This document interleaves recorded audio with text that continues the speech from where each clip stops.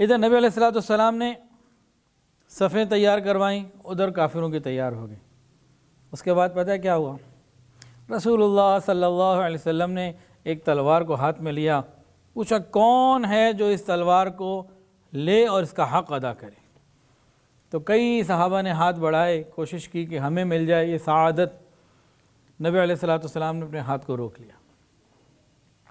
ابو دجانہ کھڑے ہوئے، یا رسول اللہ اس تلوار کا حق کیا ہے؟ یا آپ کی جو تلوار ملنے لگی ہے کسی کو، اس کا حق کیا ہے؟ فرمایا اس کا حق یہ ہے کہ اس سے خدا کے دشمنوں کو مارے یہاں تک کہ اس میں خم آ جائے۔ اور ایک روایت میں یہ ہے کہ اس تلوار کا حق یہ ہے کہ اس سے کسی مسلمان کو کبھی قتل نہ کرنا اور کبھی کسی کافر کے مقابلے میں فرار مت ہونا۔ ابو دجانہ رضی اللہ عنہ کہ یا رسول اللہ میں اس تلوار کو اس کے حق کے ساتھ قبول کرتا ہوں، میں انشاءاللہ اس کا حق ادا کروں گا۔ نبی علیہ السلام نے فوراً وہ تلوار حضرت ابو دجانہ رضی اللہ تعالیٰ عنہ کو عنایت فرما دی۔ یہ بڑے بہادر تھے اور میدان جنگ میں بڑے اکڑ کے اور بڑے فخر کے ساتھ چلتے تھے دشمنوں کے سامنے، اور ایک عجیب جو ہے نا وہ رنگ تھا، ایک کیفیت تھی، وجد کی کیفیت تھی، ایسے چلتے تھے۔ اور رسول اللہ کی تلوار ان کے ہاتھ میں تھی۔ نبی علیہ السلام نے فرمایا کہ جو چال ہے نا ویسے تو یہ اللہ کو پسند نہیں ہے۔ وَلَا تُصَعِّرْ خَدَّكَ لِلنَّاسِ وَلَا تَمْشِ فِي الْأَرْضِ مَرَحًا، عام طور پہ تو یہ چال بالکل پسند نہیں ہے، لیکن کافروں کے سامنے مسلمانوں کی ہیبت دکھانے کے لیے، ان کے دلوں کو وہ مرعوب کرنے کے لیے، ایسے موقع کے اوپر یہ چال اللہ کو بڑی پسند ہے۔ یہ موقع ایسا ہے کہ وہاں کو عاجزی تھوڑی دکھانی ہے، وہاں تو جناب لڑائی ہے، تو یہ عاجزی کا سلسلہ تھوڑی ہے۔ اب جناب باقاعدہ جنگ شروع ہو گئی۔ قریش کی طرف سے سب سے پہلے میدان جنگ میں جو شخص نکلا وہ مدینہ کا تھا، ابو عامر اس کا نام تھا، اور وہ اپنے زمانے میں قبیلہ اوس کا بڑا سردار تھا، اور اپنی زہد اور پارسائی کی وجہ سے نا راہب کے نام سے پکارا جاتا تھا۔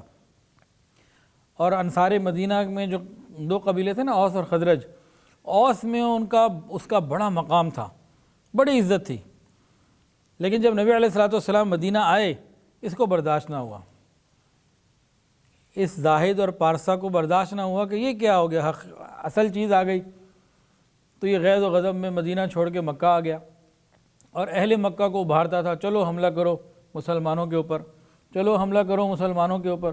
تو اس طریقے سے انہوں نے یہ جنگ کی، اور سب سے پہلے ابو عامر غزوہ احد میں کافروں کی طرف سے آیا، اور یہ کہتا یہ تھا کہ جیسے ہی قبیلہ اوس کے لوگ مجھے دیکھیں گے وہ سارے حضور کو چھوڑ کے میرے پاس آ جائیں گے۔ وہ اس سوچ اور نیت کے ساتھ نکلا اور کفار مکہ کو کہہ کے نکلا کہ جی ایسے میرے ساتھ ہوگا۔ اب یہ اسی زعم میں تھا کہ میں آؤں گا، یہ مجھے دیکھیں گے اور سارے میرے پیچھے آ جائیں گے حضور کو چھوڑ کے۔ اب اس نے آگے کہا قبیلہ اوس کو باقاعدہ آواز، یا معشر الاوس انا ابو عامر، اے اوس کے لوگوں میں ابو عامر ہوں۔ اور آگے اس نے دعا دی، خدا اوس کی آنکھیں ٹھنڈی کرے۔ جیسے ہی صحابہ کرام جو اوس والے تھے انہوں نے سنا، اے خدا کے فاسق اور نافرمان، اللہ تیری آنکھ کبھی ٹھنڈی نہ کرے۔ یہ اپنے آپ کو راہب، لوگ اس کو راہب کہتے تھے، نبی علیہ السلام نے اس کو فاسق کہا تھا، یہ تو فاسق ہے۔ تو صحابہ نے بھی کہا اے فاسق اور نافرمان، خدا کبھی تیری آنکھیں ٹھنڈی نہ کرے۔ ابو عامر کو جب یہ دندان شکن جواب ملا نا تو خائب و خاسر ہوا، شرمندہ ہوا، اور واپس گیا، کہنے لگا کہ میرے بعد تو اوس والے جو ہے نا بالکل ہی بدل گئے، میری قوم ہی بدل گئی، ان کو کیا ہوا؟ اس کے بعد مشرکین مکہ میں جو ان کا علم بردار تھا طلحہ ابن ابی طلحہ، یہ آیا اور اس نے للکار کر ایک زبردست طعنہ دیا مسلمانوں کو۔ آج کے مسلمان پریشان ہو جاتے ہیں کافروں کے طعنوں سے، مرعوب ہو کے ایسے فضول باتیں کرتے ہیں کسی طریقے سے کہ وہ ہمیں طعنہ نہ دیں۔ اسلام کی حقانیت کو پیش کرنے کے بجائے بعض چیزوں کو چھپاتے ہیں۔ کافروں کا تو کام ہمیشہ سے یہی رہا ہے۔ اس نے آگے پتہ ہے کیا کہا؟ مسلمان یہی کہتے تھے نا، مسلمان ہمارا عقیدہ تو یہی ہے کہ کافر کی تلوار سے مسلمان اگر شہید ہو جائے تو کدھر جائے گا جی؟ جنت، اور مسلمان کی تلوار سے کافر مر جائے تو وہ جہنم جائے گا۔ تو اس نے یہی کہا، اس نے کہا کہ تم یہ باتیں کرتے ہو نا، بس کیا تم میں سے کوئی ہے جسے میری تلوار جلدی سے جنت میں پہنچا دے یا اس کی تلوار مجھے جلدی سے جہنم میں پہنچا دے. یعنی اس نے طنز کیا، تانا دیا. تو بہرحال حضرت علی رضی اللہ تعالیٰ آگے آئے اور اس کے تلوار ماری تو اس کے اسی وہ پاؤں کٹ گیا، وہ منہ کے بل گرا اور شلوار کھل گئی، سطر کھل گیا.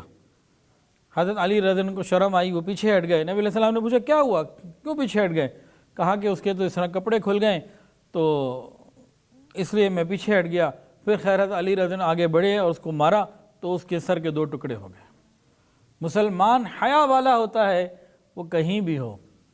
یہ حیا عین میدان جنگ میں بھی، اس موقع پر بھی حیا والے نے اپنی آنکھوں کو پیچھے کیا. کاش ہمیں یہ حیا کی صفت مل جائے. جب وہ مر گیا تو حضور صلی اللہ علیہ وسلم خوش ہوئے، اللہ اکبر کا نعرہ لگا اور ادھر سے مسلمانوں نے بھی اللہ اکبر کا نعرہ لگایا.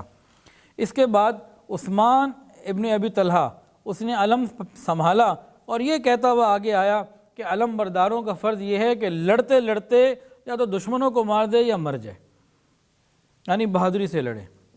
ادھر سے حضرت حمزہ آئے، آگے بڑھے اور اس کو جو ہے نا وہ ختم کر دیا.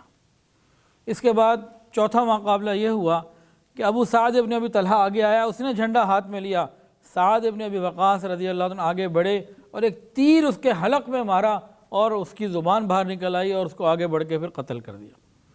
اس کے بعد مصافح بن ابی طلحہ آیا اور حضرت عاصم ابن ثابت نے ایک ہی وار میں اس کو جہنم واصل کر دیا. اس کے بعد حارث ابن ابی طلحہ آیا، اس نے جھنڈا لیا، اس کو بھی حضرت عاصم نے جہنم واصل کر دیا.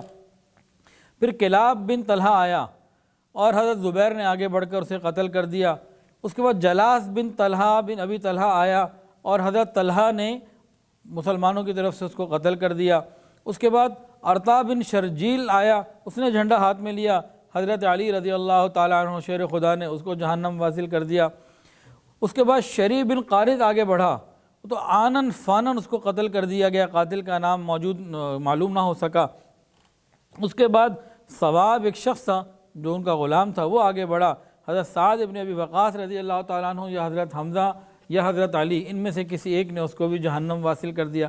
اس طریقے سے کرتے کرتے قریش کے 22 سردار جو ہیں نا وہ مارے گئے. حضرت ابو دجانہ رضی اللہ تعالیٰ عنہ یہ کون تھے جن کو کیا دیا تھا نبی علیہ السلام نے؟ تلوار عطا فرمائی تھی. یہ ایک شجاع تھے، انہوں نے لال رنگ کا سرخ عمامہ پہنا، سر پر باندھا اور اکڑتے ہوئے جناب میدان میں نکلے اور کہتے ہیں میں وہی ہوں جس سے میرے دوست یعنی حضور نے عہد لیا ہے، جس کی محبت میرے رگ اور رگ کے اندر اتر چکی ہے. اور جب ہم قریب تھے، پہاڑ کے دامن میں تھے، انہوں نے مجھ سے عہد لیا ہے. وہ عہد یہ ہے کہ میں کبھی پیچھے والی صف میں کھڑا نہیں ہوں گا اور اللہ کے رسول کی تلوار سے اللہ اور اس کے رسول کے دشمنوں کو مارتا رہوں گا. نبی علیہ السلام نے جن کو اکڑتے ہوئے دیکھا نا تو فرمایا کہ اللہ کو یہ بات پسند تو نہیں ہے اتنا اکڑ کے چلنا، لیکن اس ماحول میں اس وقت چلنا یہ اللہ کو بڑا پسند ہے. اس کے بعد حضرت ابو دجانہ رضی اللہ جدھر جاتے صفوں کو چیر جاتے تھے، جو سامنے آتا بس اس کی لاش زمین پہ ہوتی تھی. نبی علیہ السلام کی تلوار ان کے ہاتھ میں تھی، جو سامنے آتا قتل کر دیا جاتا. حتیٰ کہ حضرت ابو سفیان رضی اللہ تعالیٰ جو اس وقت کافروں کی طرف سے سردار تھے، ان کی بیوی ہند جو تھی وہ سامنے آ گئی اور یہ بہت آسانی سے اس کے 2 ٹکڑے کر سکتے تھے، لیکن ان کو خیال آیا کہ حضور صلی اللہ علیہ وسلم کی تلوار ہے جو ایک مرد کو ملی ہے.